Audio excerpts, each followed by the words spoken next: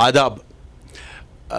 हमें ऑलरेडी इस चीज़ का ऑलरेडी आइडिया है जनरल पब्लिक में भी कि ब्लड प्रेशर की वजह से, एक्सेसिव सॉल्ट कंजम्पशन की वजह से, सिगरेट स्मोकिंग की वजह से, डायबिटीज़ की वजह से, वज़न बढ़ जाने की वजह से इंसान के हार्ट अटैक का ख़तरा ज़्यादा रहता है। अब कुछ नई चीज़ें सामने आई है। मसलन अगर हम देखेंगे लास्ट ईयर 5 लाख लोग महज सर्दी की वजह से जो हार्ट अटैक होता है उसकी वजह से मर गए, और लाखों में लोग नाखेज़ा हो गए, डिसेबल हो गए, वजह था हार्ट अटैक। और इसका सबसे इम्पोर्टेंट प्रेसिपिटेटिंग फैक्टर है सर्दी।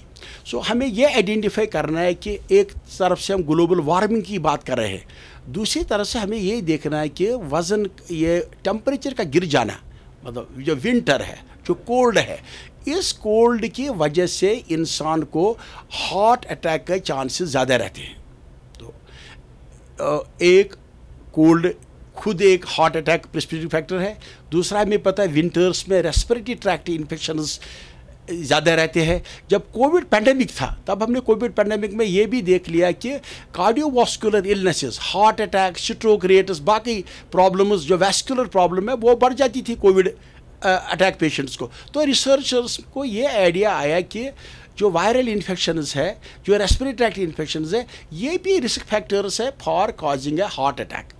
उसके बाद और इंटरेस्ट बढ़ गई रिसर्चर्स में इस मामले पे। अब ये बात क्लियर है, पहले भी अक्टूबर नवंबर में जो हार्ट अटैक पेशेंट्स है, जो हार्ट फेलियर पेशेंट्स है, वो एल्डरली पॉपुलेशन है, वो नॉर्मली भी इन्फ्लुएंजा वायरल वैक्सीन लगाते हैं।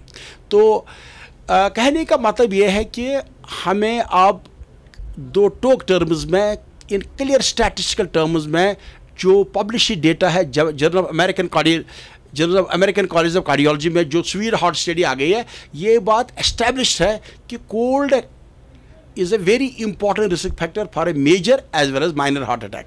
तो करना क्या है? Most important thing is avoid cold, stay in a warm temperature, have the warm surroundings. Number 2, जो हम नॉर्मली भी वैक्सीन लगाते हैं in autumn, those people who are predisposed, they should receive these vaccines. Thank you.